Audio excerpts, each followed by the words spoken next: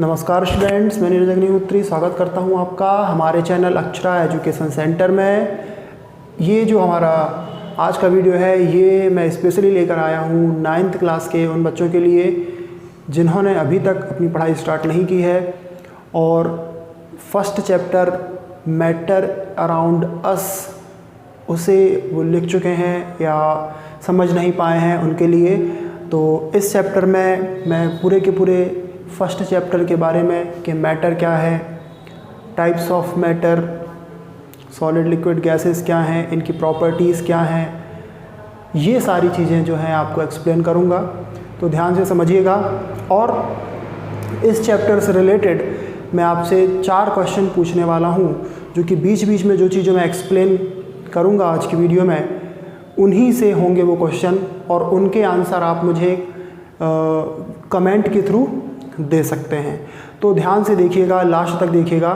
और ये जो 4 क्वेश्चंस होंगे वो एग्ज़ाम के पर्पज़ से काफ़ी इम्पॉर्टेंट होते हैं, तो इस बात का ध्यान रखिएगा। तो चलिए स्टार्ट करते हैं। सबसे पहले हम बात कर लेते हैं कि भाई यहाँ पर चैप्टर का नाम है मैटर, ठीक है।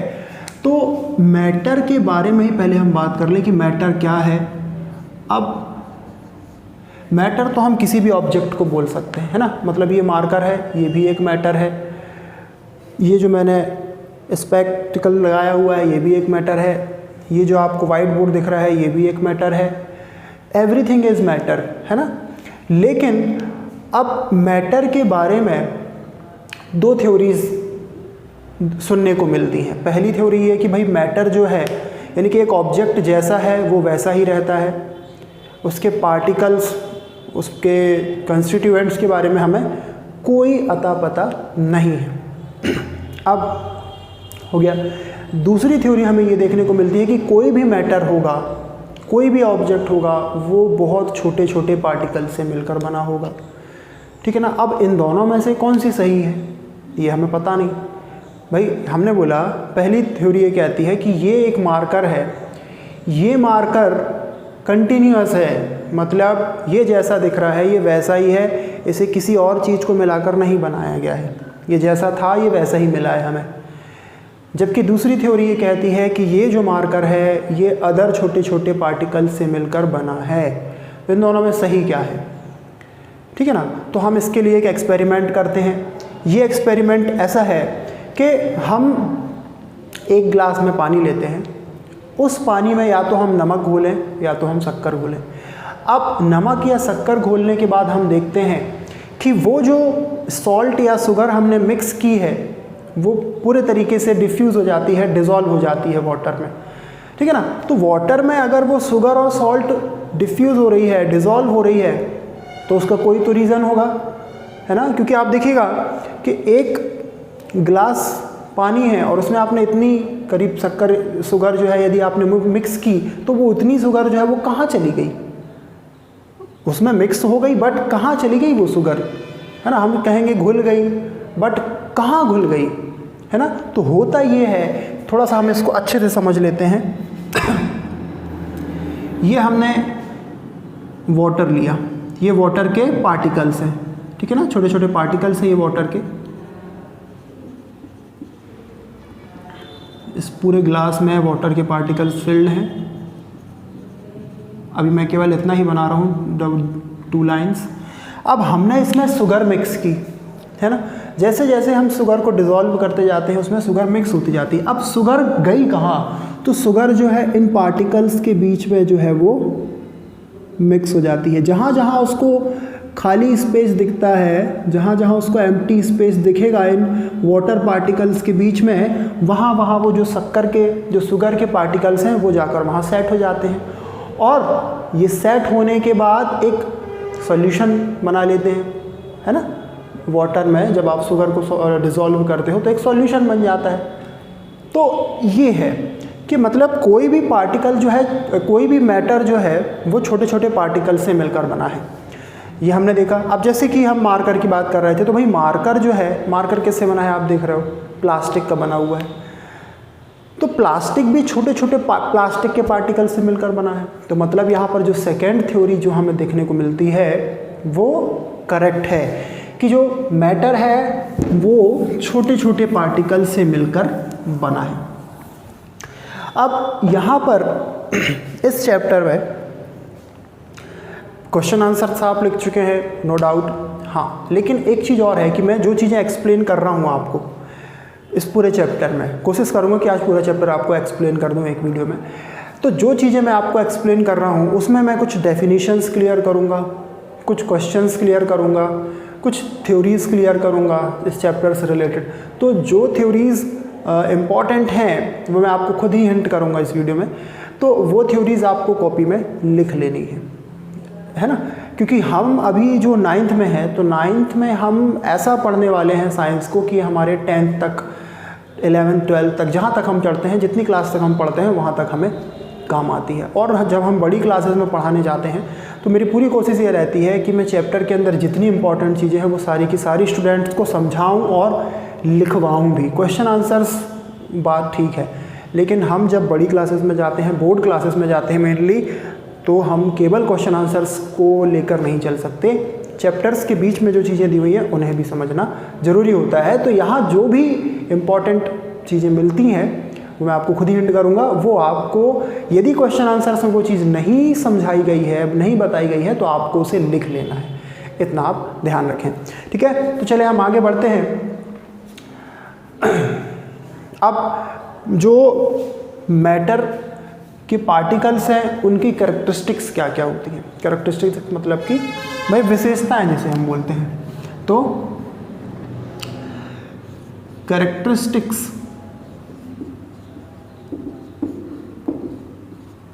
of particles of मैटर, है ना। पहली कैरेक्टरिस्टिक है particles of matter have space between them. मैं इसको एक्सप्लेन करता जाऊंगा आपको।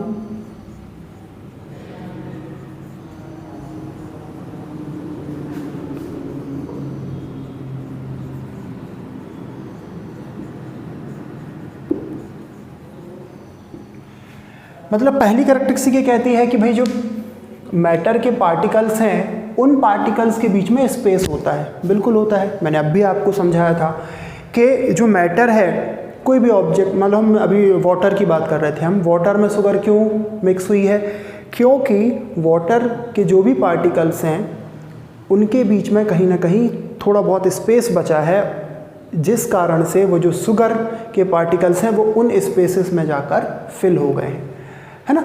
तो ये चीज़ ये शो करती है, क्योंकि शुगर जो है वो वाटर में डिज़ोल्व हो गई, तो ये चीज़ ये शो करती है कि वाटर के जो पार्टिकल्स थे उनके बीच में थोड़ा बहुत स्पेस रहा होगा, इसलिए शुगर उसमें फिल हुई है। ठीक है ना, समझ गए होंगे आप। अब बिल्कुल सिंपल सा एग्जाम्पल था इसका।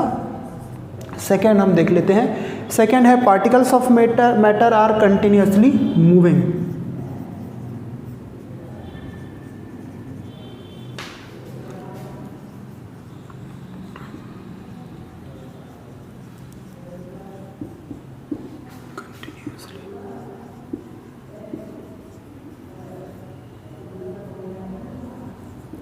मतलब मैटर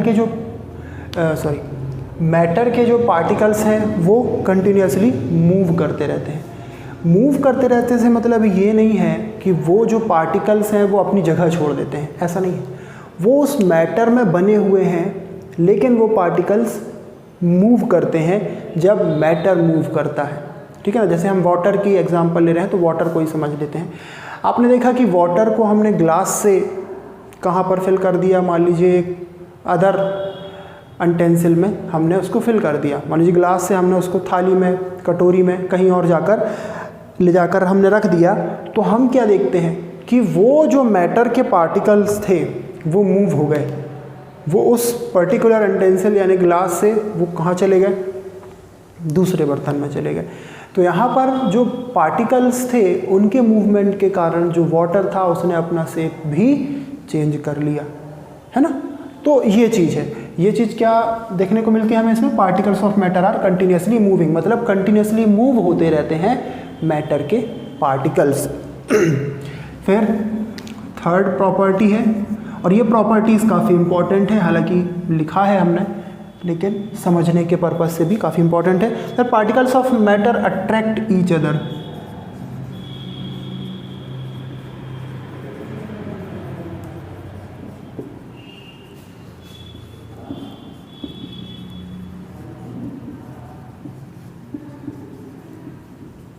मतलब कि देखिए एक पर्टिकुलर मैटर है, पर्टिकुलर ऑब्जेक्ट है, उसके जो पार्टिकल्स हैं वो एक दूसरे को अट्रैक्ट करते हैं। अब अट्रैक्ट करते हैं, डिस्ट्रैक्ट करते हैं, कैसे करते हैं ये देख लेते हैं। आपने चौक देखी होगी, है ना। चौक में आपने देखा कि हम यदि हल्का सा इसको चौक हमने हाथ में रखी, हल्का सा प्रेस कर रहे हैं, वो ब्रेक नहीं हो रही है, ठीक है ना। क्यों ब्रेक नहीं हो रही है? क्योंकि उस जो पर्टिकुलर चौक हमने ली है उसके पार्टिकल्स ने एक दूसरे को आपस में जकड़ा हुआ है ना।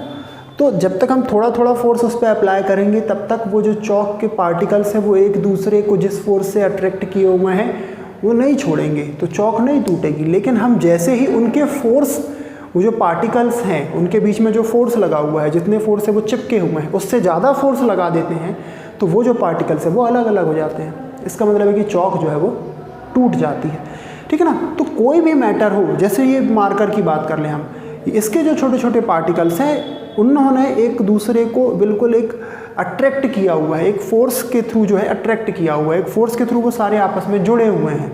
इसलिए हम इसको ऐसा कर लें, ऐसा कर लें, कुछ भी कर लें, ये टूटते नहीं हैं। बहुत ज़्यादा अट्रैक्शन फोर्स से ये एक दूसरे से अट्रैक्ट है। लेकिन हमने बहुत अधिक ज़्यादा फोर्स इसमें लगा दिया तो ये ब्रेक हो जाएंगे। लेकिन कब? जब हमारा लगाने वाला फोर्स जो है, जो फोर्स हम लगा रहे हैं वो उन पार्टिकल्स के आपस में अट्रैक्शन फोर्स से ज़्यादा हो जाएगा, तब ये जो पार्टिकल्स हैं ये ब्रेक हो जाएंगे या मार्कर जो है वो टूट जाएगा, है ना। तो ये थी थर्ड प्रॉपर्टी। क्या है इसमें? Particles of matter attract each other. तो कोई भी ऑब्जेक्ट हो उसके जो पार्टिकल्स हैं वो एक दूसरे को अट्रैक्ट करते हैं, ठीक है ना। एक सिंपल सा एग्जांपल है, आपकी बुक में ही दिया हुआ है कि भाई एक जो नल है उससे पानी गिर रहा है। अब आप उस बहते हुए नल के पानी में आप उंगली लगाइए बीच में, पानी को क्या आप रोक पाते हैं? क्या नहीं रोक पाते, है ना। क्यों? क्योंकि जो यहाँ साइड से जो पानी गिर रहा है वो एक उंगली के नीचे भी एक धार बना के गिर जाएगा। मतलब कि जो पार्टिकल्स हैं वाटर के उनमें कहीं ना कहीं अट्रैक्शन फोर्स है और वो सारे पार्टिकल्स को आपस में अट्रैक्ट करके रखे हुए हैं, और हम उतने से फोर्स से, मतलब उंगली खाली हम लगा दें तो हम उसको ब्रेक नहीं कर पाते हैं, ठीक है ना। तो ये था एग्जाम्पल इसका। अब हम आगे आते हैं, आगे जो बताने वाले हैं वो भी काफ़ी इम्पोर्टेंट पार्ट है इस चैप्टर का।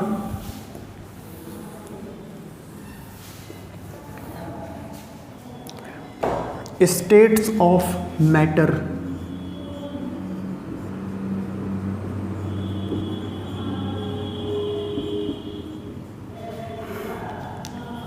यहाँ पर मेनली हमें इस चैप्टर में तो 3 स्टेट्स ही पढ़नी है, 3 स्टेट्स पढ़नी है।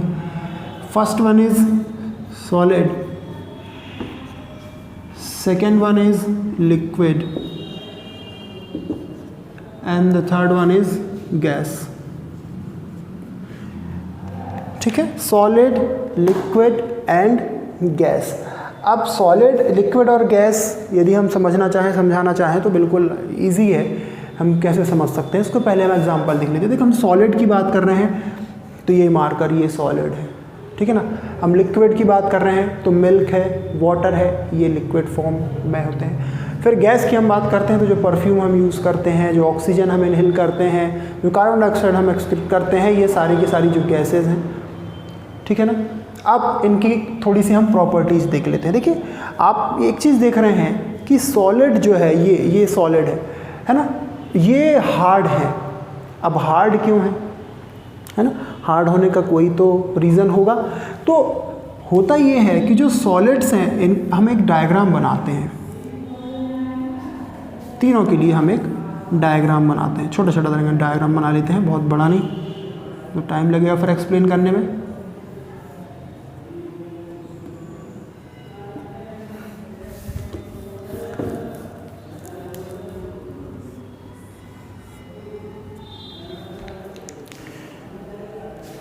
अब देखिएगा, जो सॉलिड्स हैं उसके जो पार्टिकल्स हैं ये एक दूसरे को बहुत ज़्यादा अट्रैक्शन फोर्स से अट्रैक्ट करके रखते हैं और बहुत अधिक पास पास होते हैं। ये देखिए कितने ज़्यादा पास पास है, मतलब स्पेस भी हमें समझ में नहीं आ रहा है कि इनके बीच में स्पेस भी है क्या। ये देखिए, है ना, ऐसे इस पूरे जो आपको दिख रहा है स्क्वायर से शेप, इस पूरे में ऐसे ही फिल होंगे। अब तो सॉलिड का जो सॉलिडिटी है, मतलब उसका जो एक हार्डनेस है, वो उसके पार्टिकल्स के कारण होती है, क्योंकि सॉलिड्स में जो पार्टिकल्स होते हैं वो क्लोजली पैक्ड होते हैं, बहुत पास पास होते हैं।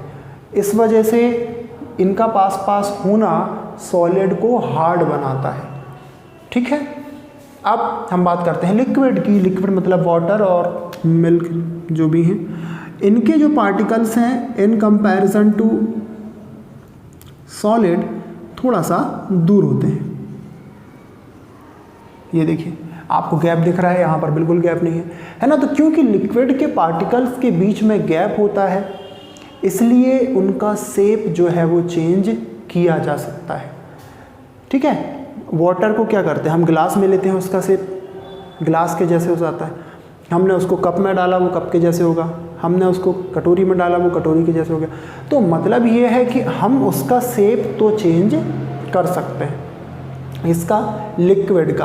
अब क्यों कर सकते हैं, क्योंकि उसके जो पार्टिकल्स हैं उनके बीच में गैप होता है और उन गैप्स में वो जो पार्टिकल्स हैं खुद को कर लेते हैं एडजस्ट। ठीक है, तो वाटर का जो है शेप चेंज हो जाता है, लिक्विड्स का शेप चेंज हो जाता है। फिर हम आते हैं गैसेस में।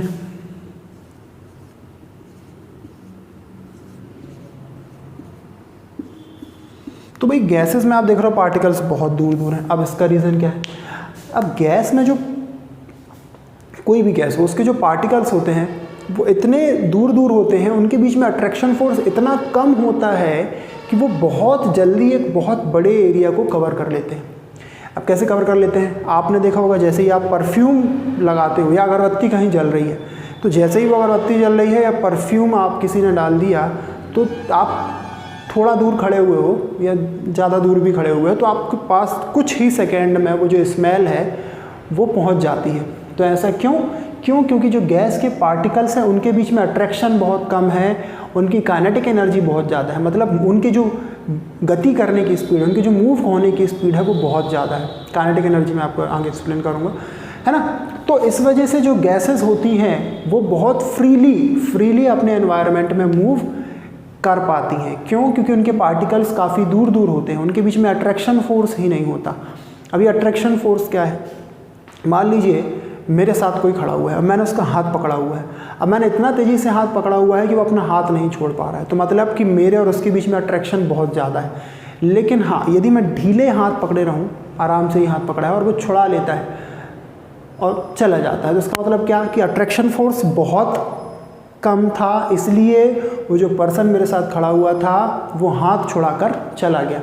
अगर अट्रैक्शन फोर्स ज़्यादा होता तो वो हाथ छुड़ाकर नहीं जा पाता, और मैंने हाथ ही नहीं पकड़ा हुआ है, बस वो दूर खड़ा हुआ है, तो वो कहीं भी फ्री मूव हो सकता है। तो इसका मतलब क्या है कि हमारे बीच में जो अट्रैक्शन है वो अट्रैक्शन फोर्स जो है वो बिल्कुल भी नहीं है, या कहना चाहिए बिल्कुल पॉइंट में है, 0 पॉइंट समथिंग है।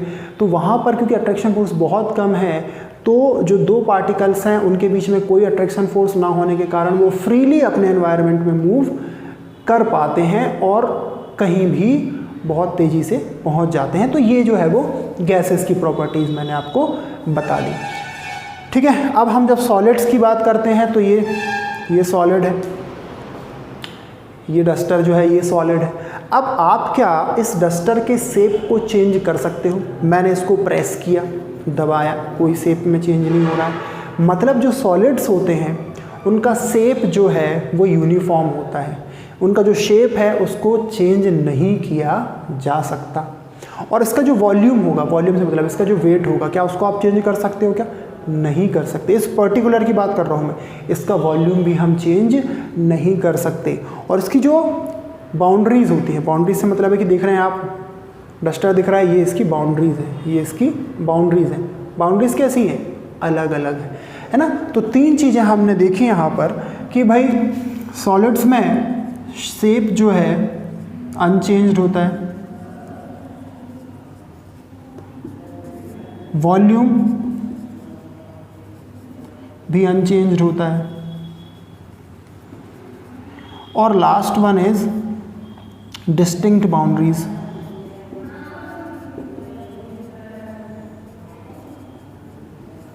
मतलब बाउंड्रीज भी अलग अलग होती हैं। अब हम जरा लिक्विड में देखें यही तीनों चीज़ें, ये डिफरेंसेस हैं ये, ठीक है, ये जो मैं लिखवा रहा हूँ आपको ये डिफरेंसेस हैं सॉलिड, लिक्विड और गैसेस में। अब देखिए लिक्विड में जब हम बात करते हैं शेप की, मतलब हमने वाटर ग्लास में लिया तो वो ग्लास के जैसे ही नहीं रहेगा, जब तक वो लिक्विड फॉर्म में है वो ग्लास के जैसे बिल्कुल नहीं रहेगा। हमने ग्लास से उसको कप में डाला वो कप के शेप का होगा, कप से उसको कटोरी में डाला तो वो कटोरी के शेप का होगा, मतलब उसका शेप तो चेंज हो रहा है। तो मतलब हम लिखेंगे भाई शेप चेंज्ड, शेप बदला जा सकता है। लेकिन क्या वॉल्यूम चेंज हो सकता है क्या? हमने एक गिलास पानी लिया, उस एक गिलास पानी को हमने दूसरे बर्तन में डाला तो वो जो जितना पानी हमने लिया था वो पानी उतना ही रहेगा। शेप चेंज हो सकता है बट उसका जो वॉल्यूम है, उसका जो वेट है वो चेंज नहीं होगा। तो यहाँ पर हम लिखेंगे वॉल्यूम अनचेंज्ड। फिर डिस्टिंक्ट बाउंड्रीज, इसकी बाउंड्रीज बिल्कुल डिस्टिंक्ट नहीं होती हैं, है ना। बाउंड्रीज के बारे में हम कुछ नहीं लिख रहे हैं अभी यहाँ पे। फिर हम आ जाते हैं गैस में। अब देखिए गैस की जब हम बात करते हैं तो शेप बिल्कुल, इस रूम में यदि गैस फिल्ड है तो इस रूम का शेप है उसका, बाहर एनवायरनमेंट में चली जाएगी तो एनवायरनमेंट में जो शेप होगा उसका शेप नहीं लगेगी। मतलब गैसेस का शेप भी चेंज हो सकता है।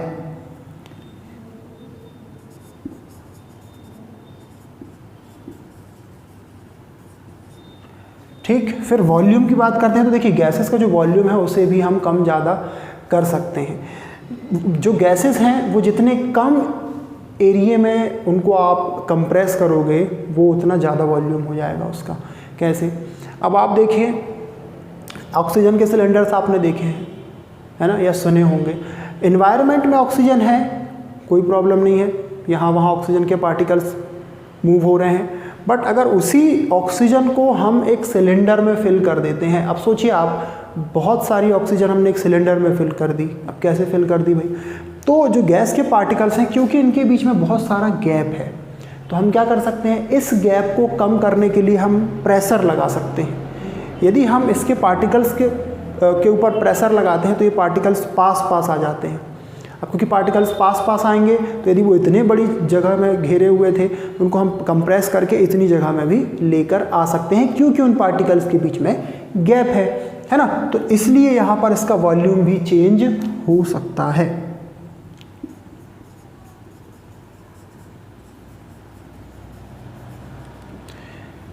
ये हो गया। तो ये मेन जो है, ये मेन डिफरेंसेस हैं सॉलिड, लिक्विड और गैस में। अब हम जरा आगे बढ़ते हैं।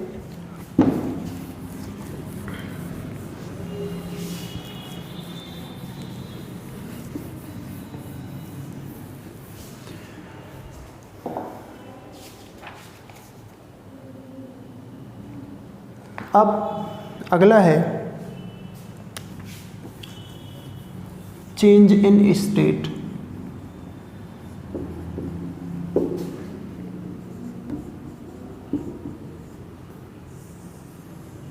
मतलब 3 स्टेट हम पढ़ रहे हैं, सॉलिड, लिक्विड और गैस। तो सॉलिड से लिक्विड में चेंज होना क्या होगा, लिक्विड से सॉलिड में चेंज होना क्या होगा, है ना। ये सारी चीज़ें हैं। मतलब हमने वाटर लिए, वाटर को हमने फ्रिज में रखा, वो सॉलिड यानी कि आइस क्यूब्स में चेंज हो गया। आइस क्यूब्स को हमने बाहर निकाला, वो धीरे धीरे वाटर में मेल्ट हो जाएगा। तो ये होता है स्टेट का चेंज होना, सॉलिड से लिक्विड में, लिक्विड से गैस में, गैस से फिर से सॉलिड में। ये सब स्टेट चेंज कहलाते हैं। अब स्टेट चेंज में कुछ डेफिनेशंस हम देख लेते हैं। पहला, बॉइलिंग पॉइंट, ये टेम्परेचर्स हैं। फ्रीजिंग पॉइंट,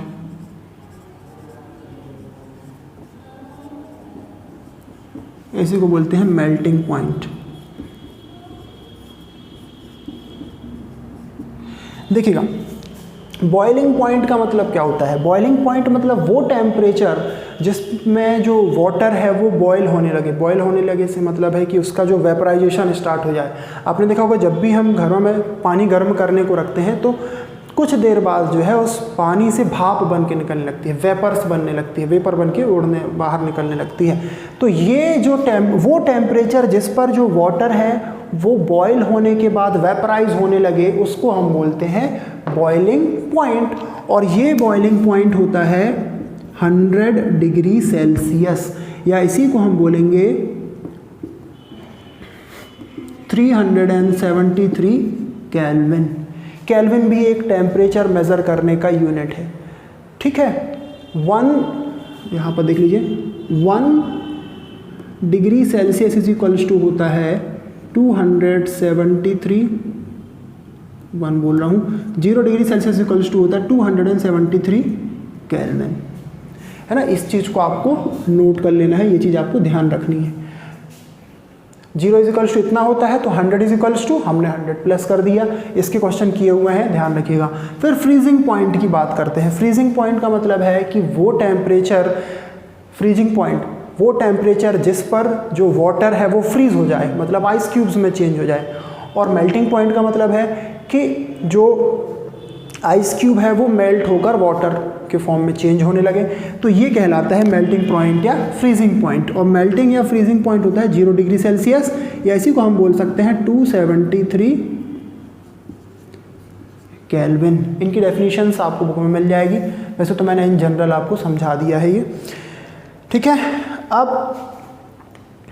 आगे बढ़े हम, बहुत सिंपल सी चीज़ें हैं, अब आपको थोड़ा सा ध्यान रखना है। देखिए, मैं एक यहाँ पर डायग्राम बनाऊंगा और उस डायग्राम से आपको बहुत अच्छी चीज़ें यहाँ पर सीखने को मिलेंगी, सीखने को, समझने को।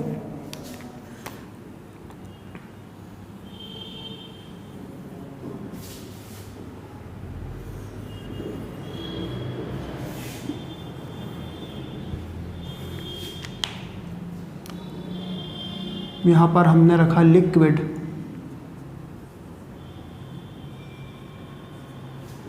यहाँ पर हमने रखा सॉलिड, यहाँ पर हमने रखा गैस, है ना। अब हमें स्टेट में चेंजेस करने हैं भाई। हमने लिक्विड को गैस में चेंज किया, ठीक है ना। यदि लिक्विड फॉर्म गैस में चेंज होता है तो उसे हम क्या कहेंगे, ये देखेंगे। फिर अगर हमने गैस को लिक्विड में चेंज किया तो उस प्रोसेस को हम क्या कहेंगे। फिर यहाँ पे आ जाते हैं हमने लिक्विड से सॉलिड में चेंज किया तो उसे क्या कहेंगे, या सॉलिड से हमने लिक्विड में चेंज किया तो उस प्रोसेस को क्या कहेंगे। फिर यहाँ पर देख लीजिए आप, सॉलिड से गैस में हम चेंज करेंगे तो क्या कहेंगे, और गैस से सॉलिड में चेंज करेंगे तो क्या कहेंगे। तो ये प्रोसेसेस के नाम है ना। इन प्रोसेसेस को हम क्या कहेंगे, ये हम लिखेंगे। देखिए, सबसे पहले हम बिल्कुल इजी में आ जाते हैं, लिक्विड टू सॉलिड या लिक्विड टू गैस या गैस टू लिक्विड। जब आप लिक्विड से गैस में कन्वर्ट करते हो, लिक्विड को गैस में कन्वर्ट करते हो, तो यहाँ पर गैस फॉर्म मतलब वेपर फॉर्म कहलाता है। तो ये प्रोसेस कहलाती है वेपराइजेशन, है ना। क्या होता है vaporisation, change from liquid to gas state. Liquid state से गैस स्टेट में चेंज होना वेपराइजेशन कहलाता है। वहीं इसका उल्टा, यानी कि जब गैस फॉर्म जो है वो लिक्विड में कन्वर्ट होने लगे तो उसे हम कहते हैं कंडेंसेशन, ठीक है। जब गैस जो है लिक्विड में चेंज होने लगे तो उसे हम कहते हैं कंडेंसेशन। आपने देखा होगा, वही वाटर का एग्जांपल लेते हैं, वाटर को आपने बॉईल किया, वेपर बनने लगी, मतलब वेपराइजेशन हो रहा है। लेकिन आप उस पर्टिकुलर यूटेंसिल में, उस पर्टिकुलर बर्तन में जब वो बॉईल हो रहा है तो उसमें आप एक ढक्कन ढाँक दीजिए, आप एक प्लेट ढाँक दीजिए। कुछ देर बाद आप देखेंगे उस प्लेट में जो है आपको पानी की बूंदें छोटी छोटी दिखाई देती हैं। अब वो क्यों, पानी की बूंदें क्यों बन रही हैं, क्यों, क्योंकि जो वेपर बन रही थी वो वेपर को उस प्लेट ने रोक लिया। अब वेपर को प्लेट ने रोक लिया तो वो जो गैस थी वो और ऊपर नहीं जा पाई, और प्लेट ने जब उसको रोका तो टेम्परेचर कम हो गया। जो टेम्परेचर वाटर का था उससे कम टेम्परेचर किसका था? प्लेट का। तो कम टेम्परेचर के कारण वो जो वेपर थी, वो जो गैस फॉर्म था, वो लिक्विड में चेंज हो गया, है ना। तो यहाँ पर इसे हम बोलते हैं कंडेंसेशन। फिर इधर आ जाते हैं हम, लिक्विड से गैस में, लिक्विड से सॉलिड में, इसे बोलते हैं फ्यूज़न। क्या बोलते हैं इसे? फ्यूज़न। लिक्विड स्टेट से सॉलिड स्टेट में चेंज होना, सॉरी उल्टा बता दिया, लिक्विड से सॉलिड में चेंज होना बोलते हैं सॉलिडिफिकेशन।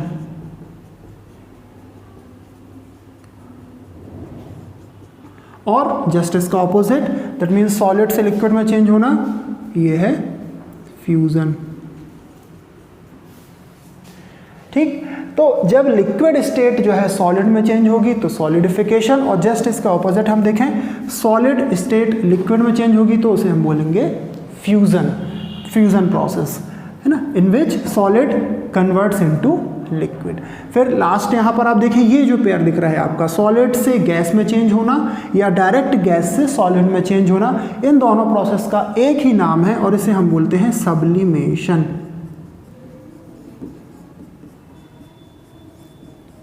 तो सब्लिमेशन एक काफ़ी इंपॉर्टेंट प्रोसेस है, इसको आप ध्यान रखेंगे। Sublimation is a process in which solid changes directly into gas और gas changes directly into solid without changing in liquid state. ठीक है, मतलब गैस जो है वो डायरेक्ट सॉलिड में चेंज हो जाती है बिना लिक्विड स्टेट में चेंज हुए। आपने ये चीज़ देखी होगी, जो कैम्फर होता है, जो कपूर आप जलाते हो, कपूर को आपने देखा होगा, जब आप जलाते हो तो जैसे जैसे वो बर्न होता है वैसे वैसे वो गायब होता जाता है। तो भाई वो सॉलिड फॉर्म में था और हम जब उसको बर्न कर रहे हैं तो वो गैस फॉर्म में चेंज होकर एनवायरनमेंट में डिसॉल्व होते जा रहा है, डिफ्यूज़ होते जा रहा है, उसने लिक्विड तो कहीं बचा ही नहीं, है ना। तो ये एक एग्जाम्पल है सब्लिमेशन प्रोसेस का, यानी कि सॉलिड से गैस में चेंज होने का। ठीक,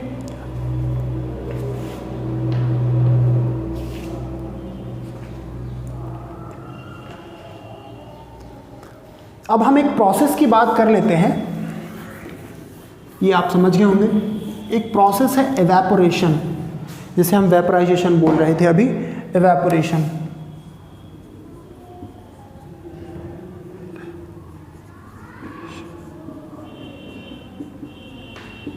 देखिए, एवेपोरेशन की प्रोसेस को समझना बहुत ज़रूरी है। क्यों? क्योंकि बहुत सारे क्वेश्चंस आपकी बुक में हैं जो कि एवेपोरेशन पर बेस्ड हैं। देखिए, एवेपोरेशन की प्रोसेस में होता क्या है कि इवेपोरेशन के बाद कूलिंग की प्रोसेस होती है। मतलब कि यदि इवेपोरेशन हुआ है तो जो एनवायरनमेंट है आसपास का वो कूल हो जाता है, ठंडा हो जाता है। अब कैसे हो जाता है ये, इसके बारे में ज़रा हम बात कर लें। बहुत सारे क्वेश्चन हैं आपकी बुक में जिसमें इवेपोरेशन से कूलिंग होती है, इसके बारे में बोला गया है। ठीक है ना, कुछ क्वेश्चंस हम देख लेते हैं। एक क्वेश्चन आपको दिया हुआ है कि जो कूलर है वो गर्मी के दिनों में जो कूलर है उसकी हवा जो है ज़्यादा ठंडी आती है। डेजर्ट कूलर के बारे में क्वेश्चन है। मटके में पानी ठंडा आता क्यों है? हमें गर्मियों में जो है वो कॉटन क्लॉथ क्यों पहनना चाहिए? यदि हम, एक और क्वेश्चन है कि यदि हम हाथ में परफ्यूम लेते हैं या पेट्रोल वगैरह लेते हैं, पेट्रोल के ये सब लेते हैं, तो हमारे हाथ से ये गायब तो हो जाते हैं लेकिन हमारे हाथ को ये कूल कर देते हैं, ठंडा कर देते हैं। तो ऐसा क्यों है ना? तो इसका रीज़न हम आपको समझाएंगे। तो देखिए, एवेपोरेशन की प्रोसेस क्या होती है, मैंने आपको बताया। एवेपोरेशन का मतलब है कि जो वाटर है उसका वेपर में कन्वर्ट हो जाना, है ना, यही है। अब होता यूँ है कि कूलर हम कभी यूज़ करते हैं गर्मियों के दिनों में। अब गर्मियों के दिनों में आपको मालूम है कि टेम्परेचर ज़्यादा होने के कारण जो वाटर होगा वो वेपर में कन्वर्ट होगा। किस में कन्वर्ट होगा? वेपर में कन्वर्ट होगा। अब जैसे जैसे वेपर में कन्वर्ट होगा तो वो जो वेपर है, क्योंकि अब देखिए जो वाटर था उससे वेपर कन्वर्ट हुई, मतलब उस वाटर की एनर्जी क्या हो गई? उस वाटर की एनर्जी गायब हो गई। तो वाटर में जो एनर्जी थी वो क्योंकि गायब हो चुकी है, वेपर के फॉर्म में बाहर निकल चुकी है, तो उसकी जो एनर्जी थी वो उसे गर्म कर रही थी। अब क्योंकि उसमें एनर्जी ही नहीं है तो वो जो उसकी गर्मी थी वो ख़त्म हो जाएगी, और गर्मी जब ख़त्म होगी तो वो अपने आप जो अपने आसपास का एनवायरनमेंट है उसको कर देगा ठंडा। यही सेम चीज़ हम मटके के साथ देखते हैं। अर्थन पॉट वाला क्वेश्चन है, तो अर्थन पॉट वाले क्वेश्चन में होता ये है कि आपको मैंने बताया कि भाई जो अर्थन पॉट है, जो मटका है, उसमें छोटे छोटे पोर्स होते हैं, छोटे छोटे होल्स होते हैं। अब उन होल्स से क्या होता है कि क्योंकि गर्मी में ही अपन मटके का पानी पीते हैं, तो ज़्यादा टेम्परेचर के कारण वो जो होल्स हैं उससे जो हल्के छोटे छोटे जो वाटर पार्टिकल्स हैं वो वेपर फॉर्म में बाहर निकलने लगते हैं। अब वो जो वेपर फॉर्म में पार्टिकल्स बाहर निकले, वेपराइजेशन हुआ। वेपराइजेशन के कारण क्या होगा, अंदर जो मटके के अंदर वाटर रखा हुआ है उसमें जो एनर्जी थी, उस एनर्जी के कारण वेपर्स बन के बाहर तो निकल गई, लेकिन हुआ ये कि जब वो वेपर बाहर निकल गई तो एनर्जी चली गई वाटर की। अब एनर्जी चली गई तो क्या हुआ, वाटर अपने आप ठंडा होने लगता है, ठीक है ना। अब कैसे होता है, थोड़ा सा एक एग्जाम्पल से आप समझिएगा एनर्जी कैसे होती है वाटर में, ये समझिएगा। गर्मियों के दिनों में टेम्परेचर ज़्यादा रहता है, ये तो हम सभी को मालूम है। अब आपको हम एनर्जी का एग्जाम्पल बताते हैं। वाटर में आपने देखा, हम वेपराइजेशन की बात कर रहे हैं, वाटर में आपने देखा कि जब वाटर को आप गर्म करते हो, बॉयल करते हो, तो उसके पार्टिकल्स में एनर्जी आती है, और उसके पार्टिकल्स में जैसे जैसे एनर्जी आती जाती है वो वाटर का टेम्परेचर धीरे धीरे बढ़ता जाता है। क्यों? क्योंकि हम उसे टेम्परेचर दे रहे हैं, और उसे हम टेम्परेचर जब दे रहे हैं तो उसके पार्टिकल्स में वो जो टेम्परेचर के कारण एनर्जी है वो अपने आप जनरेट होगी, और वो जो पार्टिकल्स हैं वो एक दूसरे से दूर होने की कोशिश करेंगे, तो मूव करने की कोशिश करेंगे, और जब वो मूव करेंगे तो वेपर के फॉर्म में मूव हो जाएंगे, अलग हो जाएंगे, है ना। तो ये है वाटर में एनर्जी, टेम्परेचर ज़्यादा होने के कारण आती है ना। और ऐसे ही हमारे हाथ में यदि हमने पेट्रोल वगैरह या परफ्यूम वगैरह यदि हमने रखा, तो आपने देखते हैं कि कुछ टाइम बाद उस पर्टिकुलर जो स्पेस है जहाँ हमने हाथ में मान लीजिए परफ्यूम वगैरह कुछ रखा हुआ है, तो उतना स्पेस ठंडा इसलिए हो जाता है क्योंकि जैसे ही वो ओपन एनवायरनमेंट में पर्टिकुलर पेट्रोल है या परफ्यूम है वो आता है, तो ज़्यादा टेम्परेचर के कारण वो वेपराइज हो जाता है। अब क्योंकि वेपराइज हो गया तो उसकी एनर्जी तो ख़त्म हो गई, तो क्योंकि एनर्जी ख़त्म हो गई, गर्मी ख़त्म हो गई, तो क्या बचा फिर, तो जो कूलिंगनेस है उसकी, जो उसकी कूलनेस है वही बची, उसके कारण से वो हमारे हाथ को ठंडा कर देता है, हमारे हाथ में ठंडा लगने लगता है। चाहे तो आप कभी अपनी बॉडी में यदि आप परफ्यूम यूज़ करते हैं, डीओ वगैरह यूज़ करते हैं, तो आपने देखा होगा कि आपको ठंडा लगता है, तो कारण वही है, वो जो लिक्विड फॉर्म था वो वेपराइज हो गया, और वेपराइज होने के कारण वहाँ पर कूलिंग का इफेक्ट जो है वो हमें देखने को मिलता है ना। तो ये था इस चैप्टर का पूरा एक समरी, जो कि मैंने आपको सारे के सारे टॉपिक्स को लेकर इस चैप्टर में एक्सप्लेन की है। तो ऐसे ही मैं बाकी के चैप्टर्स में भी कोशिश करूँगा कि आपको पूरा का पूरा चैप्टर एक साथ एक्सप्लेन कर दूँ। और एक बात ध्यान रखें कि बहुत अच्छे से आपको ये चीज़ समझनी भी है। अब मैंने कहा था कि मैं आपसे 4 क्वेश्चन पूछूंगा, तो ये 4 क्वेश्चन मैं पूछ लेता हूँ आपसे। पहला क्वेश्चन है, 4 क्वेश्चन मैं लिख देता हूँ। पहला क्वेश्चन है 0 degree Celsius is equals to dash kelvin. दूसरा क्वेश्चन मेरा है name the state of matter. आपको नेम बताने हैं मैटर की जो स्टेट्स होती हैं। फिर process in which liquid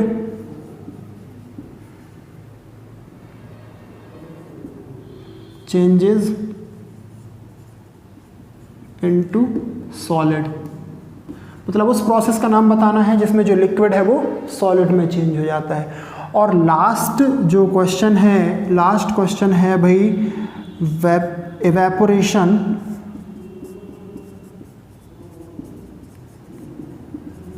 causes,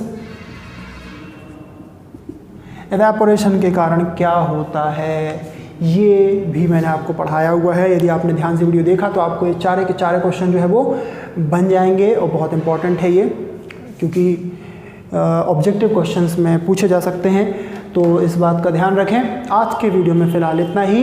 in questions के आंसर आप कमेंट के थ्रू हमें दे सकते हैं। मिलते हैं नेक्स्ट वीडियो में, तब तक के लिए जय हिंद, वंदे मातरम।